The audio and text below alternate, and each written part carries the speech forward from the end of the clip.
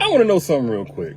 Y'all ever had a dude that didn't appreciate you, just took you for granted the whole relationship, whatever amount of time y'all spent together, but then when it was over, he somehow popped up in your story views on IG? Like, he always just seemed to linger and hang around. Put I down in the chat if you ever had a guy that acting like he couldn't get far enough away from you. Like, you were such a problem. You were holding him back from his dreams, goals, work that he needed to do. You were getting in the way.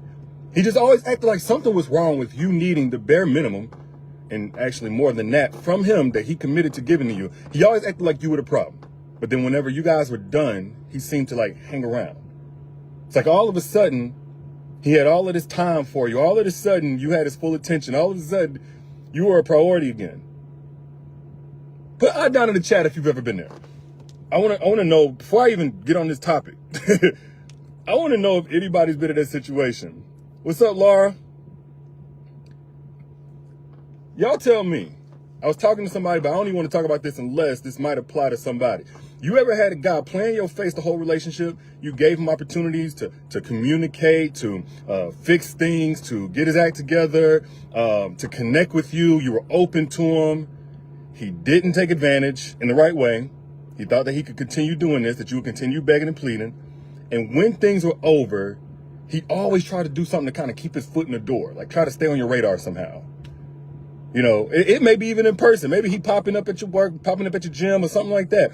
But you see him most times, he'll just like a post or something like that. And maybe at some point he get bold and text you just to see how you're doing and checking in on you. Okay. All right. So let's go ahead and talk about it. So Laura says, why are men so bad with communication with us? No, they're not bad with communication. They just don't feel like you're worth the effort. Because I promise you, whenever he wants sex, he communicates that very clearly, doesn't he? Men are very good at communication. But that's beside the point. Now, I wanted to talk about why that is. I had a sister. I just put up the Masterclass link, Break the Soul Tie Masterclass, right? Getting a ton of good feedback all over again. I ain't know so many of y'all missed it the last time. But anyway, sister asked me, why is it that her ex keeps doing that? He keeps popping up, hanging around, et cetera, et cetera. But he hasn't overtly just said, I want to be back with you. He hasn't said that. But he keeps trying to keep himself in the mix, right? Keep his foot in the door. And I don't know how many of y'all have actually dealt with that. I saw some people. But of course, the obvious answer is, well, he wants another chance. Duh. He wants another chance. But I'm going to tell y'all, it ain't always that. A lot of times, a guy would kind of keep his foot in the door, and it's almost like a monitoring spirit, but we ain't even going to get super religious. A lot of times, a guy will keep his foot in the door because he has a belief about you, about why the relationship ended, and he's trying to keep tabs on whether or not that's going to be validated. A lot of times, that's what a guy does. Now, I always got to give a disclaimer. If you and the guy were generally pretty good, you had your hangups, things weren't perfect, but y'all crashed out. Y'all just got to the maximum capacity of being able to restore and reconnect, and therefore you just said, you know what, I can't do this no more. I'm not talking to you, okay? If he was generally good, decent, but at the end it just didn't work out, this ain't for you. I'm talking about those dudes who from day one of the honeymoon phase ending, Day one of feeling like you were locked in, officially love bombed, played in your face, ignored your text messages, more and more lengths of time, even though y'all in a relationship now. Y'all ain't just talking and just dating and entertaining each other. Y'all in a relationship. Avoided conversation, hard conversation. You know, constantly felt like you needed to just be comfortable on the back burner where he was putting you until he was ready to pull you off to do something for him and serve his needs. Took you for granted. Again, the story, the list goes on. Y'all know what I'm talking about. After the honeymoon phase, after you were locked in, because that's the only reason why you're going to stay so long with a guy who's not meeting your needs. You were convinced of an initial perception instead of looking at it for what it was, which was initial deception. If that was the situation, and then whenever you cut him off, you get to your threshold, or he cuts you off, whatever it is, because sometimes he'll do that thinking now he can go out, replace you, or have fun outside of you. The grass is greener on the other side, and you'll be back waiting for him. A lot of times a guy does that because that guilt start eating him up. Those questions start eating him up. And what he's trying to do is keep tabs. And he's reading everything that you respond to him with, your body language, your tone, the speed in which you even reply. So Esther Renee says, bait and switch, basically. I was just telling her sister, she had watched my masterclass breaking the soul tie. And she's breaking the soul tie. He still got a soul tie, of course, amongst other things he got going on. He ain't just a soul tie. But I'm telling her, this is the reason why your ex keeps his foot in the door, keeps lingering around. He's trying to see if anybody else is going to come along, try to love you and fail. He's trying to see. He's trying to see in your stories or whatever. Okay, like she said she was done with me. Let me see if she's really done with me because he suspected you of cheating or something like that. Let me see if she does hold on to feelings after the relationship ends. Like she said she wasn't on, she was over her ex and she wasn't on him no more. But I'm her ex now. Let me see if she still. Let me see, you know what I'm saying? She kept saying that she was helping me do this and I wouldn't help her do nothing. Let me see if now she goes downhill in life. And so a guy would keep his foot in the door to try and confirm some type of belief that gives him confidence to continue taking you for granted. Now, even though y'all are exes, he can still take it for granted. He can still undervalue you. He can still sleep on you. He can still think less of you than what you truly are. Except now it's going to express a little bit differently. Either it's going to express in his smear campaign to anybody who will listen, or it's going to express in something he's hoping to bring you in to now experience with him, accumulating it. It's like a guy that gets rejected by a girl, and then years later he meets her. He can't wait to make her feel all of what he felt whenever she rejected him, right? So guys can have this like compounded, I'm wait till I come back around, wait till. Sometimes what you'll have as a dude, can y'all still hear me? Can y'all still hear me? Let me know, thumbs up or something in the comments so y'all know that y'all can still hear me. But a guy will have these thoughts afterwards. Y'all don't know. Y'all be thinking the dudes just move on to live their best life. There are times where a guy does move on to live his best life. I ain't here to gas you up. I ain't here to cap. Sometimes y'all weren't a great match. Sometimes the guy moves on and there's somebody more compatible. That's just life.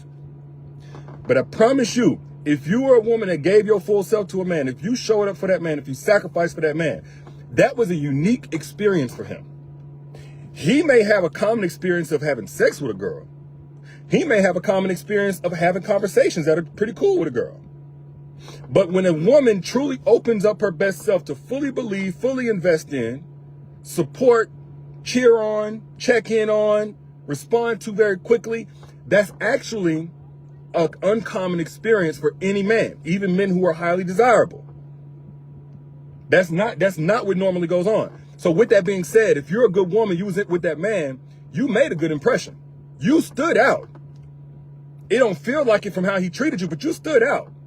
Now that leads me to the second part of it, is that after he's done, he even got too familiar with you and forgot that you were unique. You weren't like everybody else. But his subconscious can't deny it. His spirit can't deny it. Now he's out here with his full attention to all of these chicks that don't give a care about him.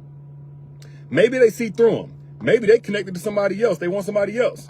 Whatever the case may be, you being different now stands out. This is where that whole, you don't know what you got until it's gone, actually comes into fruition. All right? So now he's looking for a way to deal with those feelings he has by himself. He ain't got you to project on no more. He wants you to project on. I was just telling another sister this recently. A dude will literally continue to try to keep that line of communication or some type of access to you because in the time that he was with you, he built up a familiarity of being able to project his negative feelings onto you. It became his norm. Like people are much more consumed with themselves than we think. Every single day for however long, let's say you was with the man 2 years, every single day for some part of that 2 years, that man was pissed off, angry, mad about his money not being right, insecure. He had you that were going to open your ears and open yourself up to be on the receiving end of all of that negative energy. So whenever y'all ended, yeah, the relationship ended, but he's gotten used to something. His normal is still there. And so he's looking for that segue, that vessel, that vehicle for his negative energy to project onto you. So a man will keep his foot in the door off that as well. Like he'll keep his foot in the door just because he misses being able to project onto somebody the negative energy that he got. And y'all be thinking, well, shoot, what if he got a new girl? He in a whole new relationship. Guess what? He didn't make the impression on her. He didn't make that impression being that version of himself. Especially if she came in while y'all were still together, he had you for that. So she got all of the cream of the crop. She got the fake stuff, basically. She got the facade that ain't gonna last.